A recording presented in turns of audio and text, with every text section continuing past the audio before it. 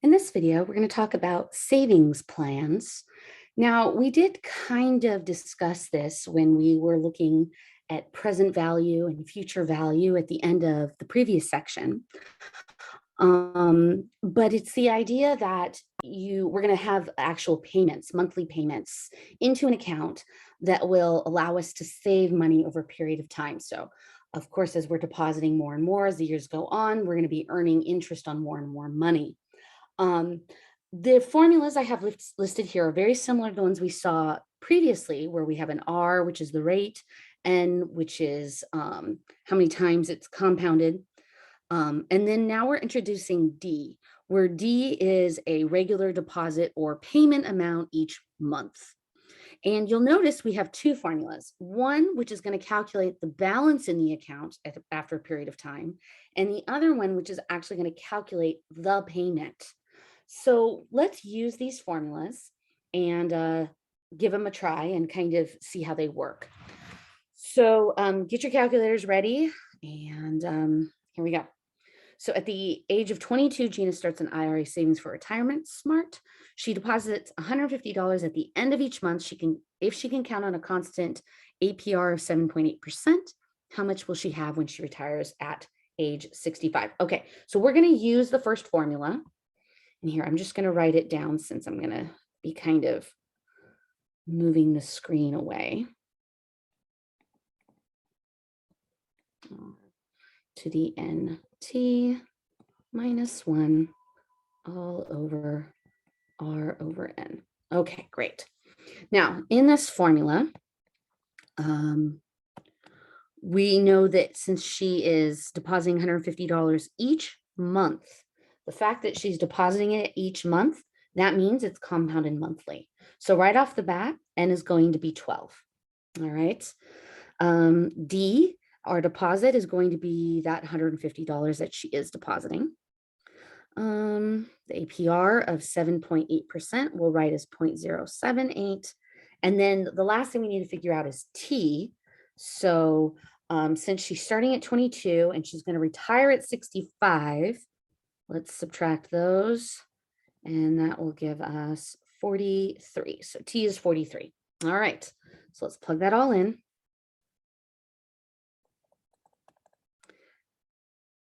And like before, I'll do a little bit of simplifying, but I'll be careful to not simplify too much because rounding can cause me problems.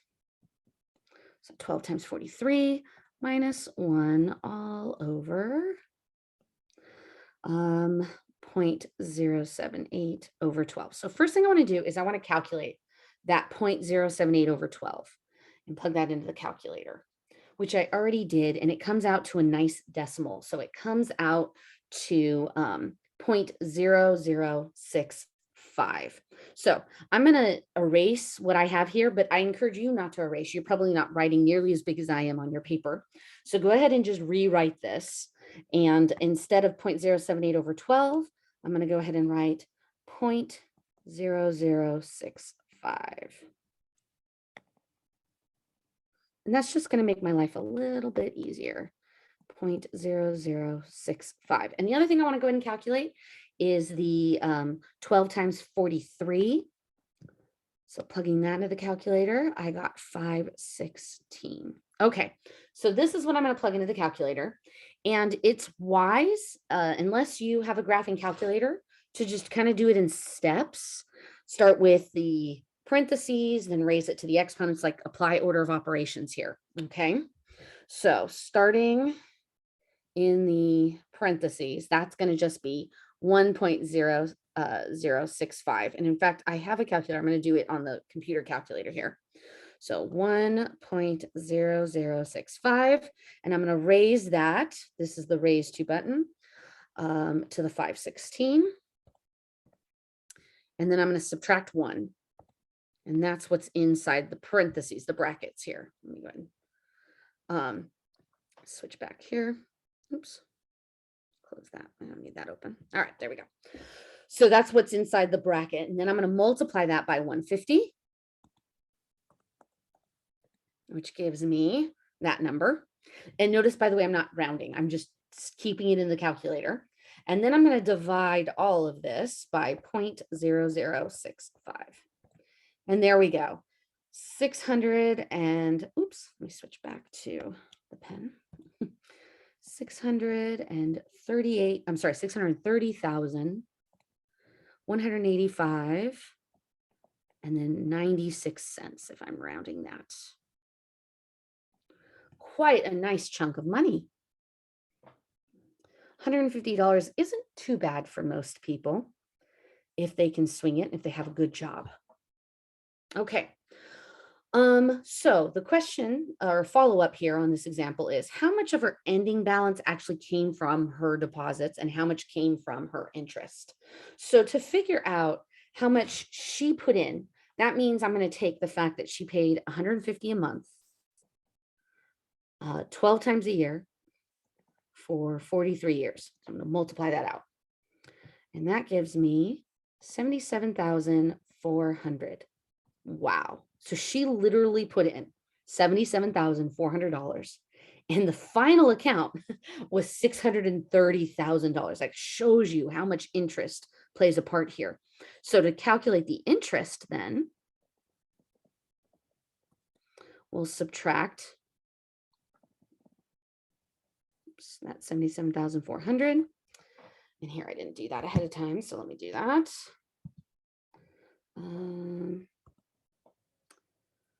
Minus 77,400. And that comes out to 552,785.96. So here, let me write that down. 785.96. Okay.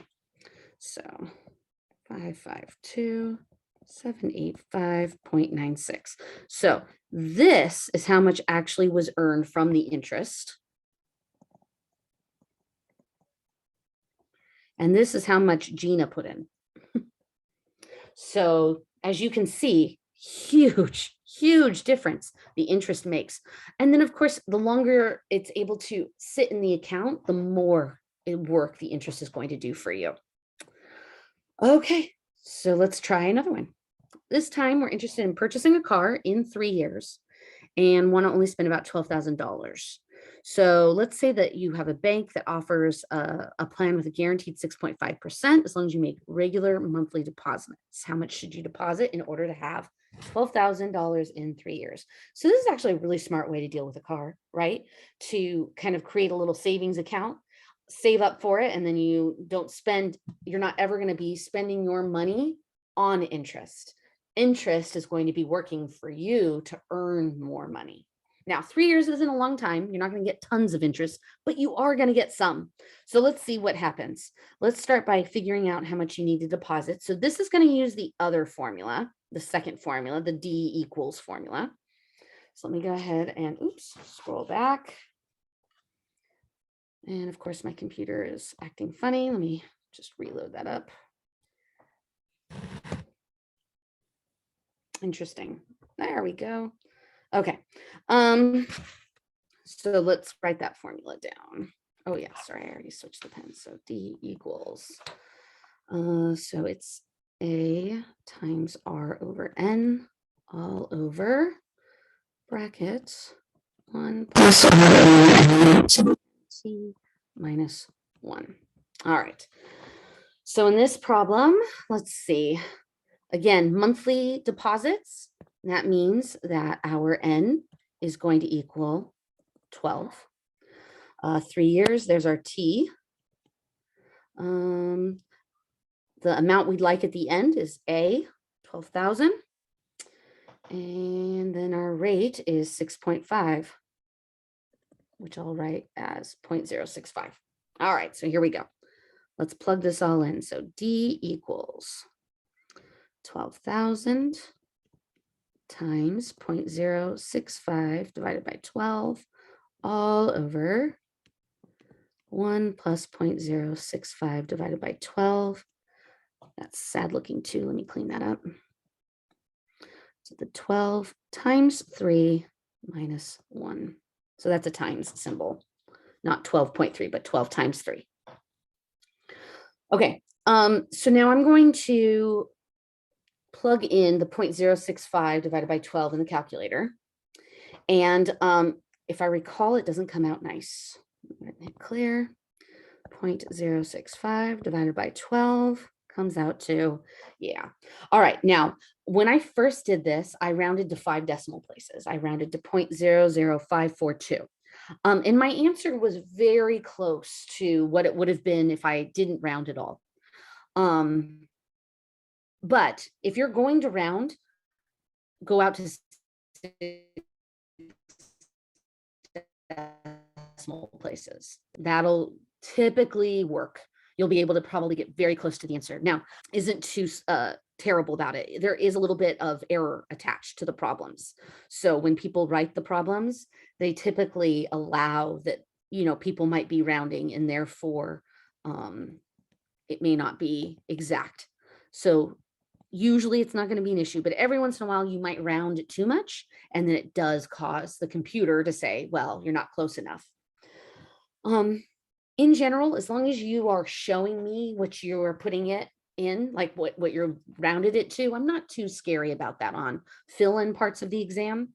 But computers are kind of dumb, right? They're not as smart as humans, so they can't handle necessarily understanding that you've rounded, and that may be why your answer is a little bit different. Okay, so 36 is the 12 times 3 minus 1. Okay, so I went ahead and I simplified that 0.06512. I put that in the calculator, and then I also went ahead and added it to the 1. So I wrote it as 1.005417. Okay. All right, so there we go. That's what I'm going to plug into the calculator. And I'm going to try very hard to use parentheses to make this work nicely. So here's what I do. I'd start with the numerator. So that's 12,000 times 0.005417. All right, so that's what's in the numerator.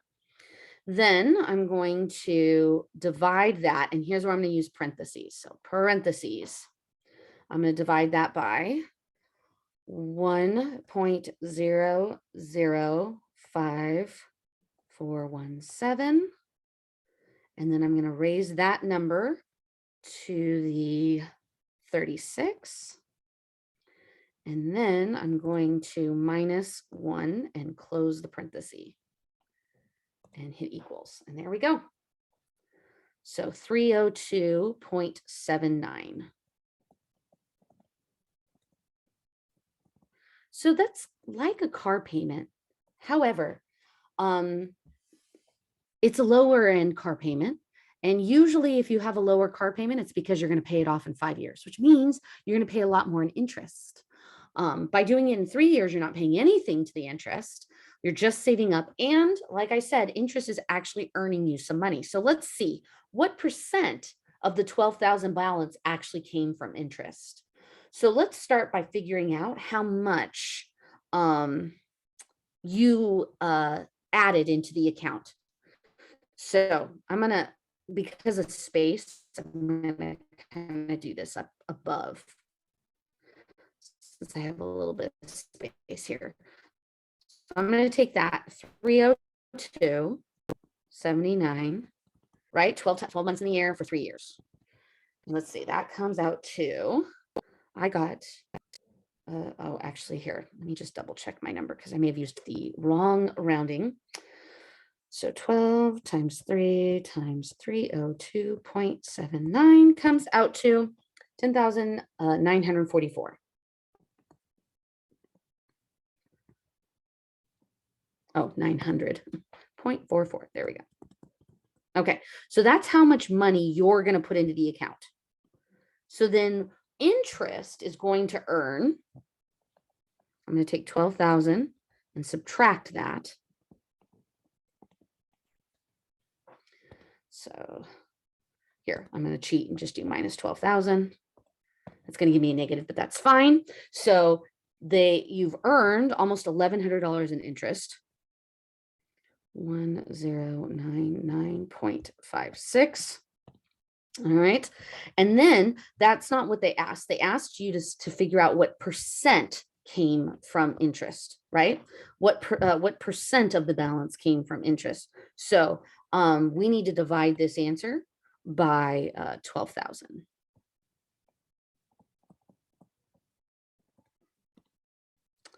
So divided by 12,000. And there we go, 0.09, which as a percent is 9%. So you've gotten 9% of what was in the account came from interest, money you didn't even put in, money that was contributed for you on you, almost $1,100 put into the account that you didn't put in. So that's nice when you think about that, to be able to save it up that way.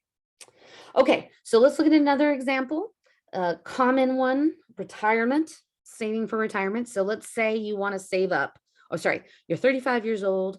You want to retire in 30 years. You want to save up 2 million and you have a plan that pays 6% and again, depositing monthly. So we're still using the same formula, which I'm not going to rewrite this time just because you have it on your sheet. You can reference that. So here we go. Let's plug in everything. The 2 million. I mean, I'm going to use commas for my own sake, but I'll not use that obviously in the calculator. Times 0.06 over 12 all over 1 plus 0.06 over 12 to the 12 times 30 minus 1. All right. Now, thankfully, 0.06 divided by 12 actually comes out nicely. 0.06 divided by 12, which means I'm not going to have to worry at all about rounding. It's 0.005. So this is now 2 million times 0.005 all over. I'm going to go ahead and add up the 1 and 0.005 to the, okay, 12 times 30 is 360 minus 1. Okay, there we go. So that's what I'm going to plug into the calculator. And let's see what we'll have to put in.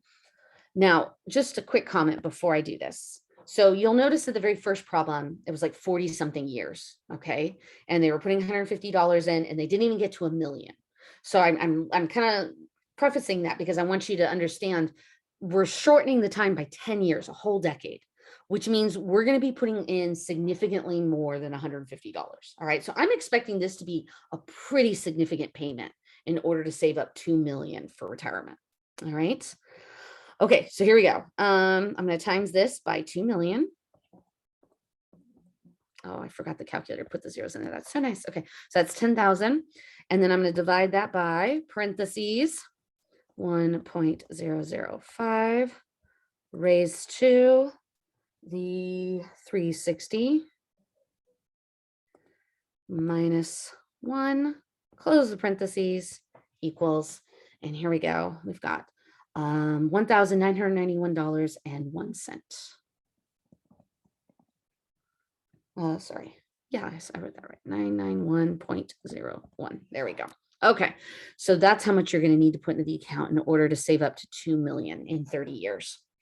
And it makes sense. All right. Obviously, if you were to multiply out the amount of money you're putting in, the 1,991 and just timesing that by 360 and just doing that in the calculator real quick.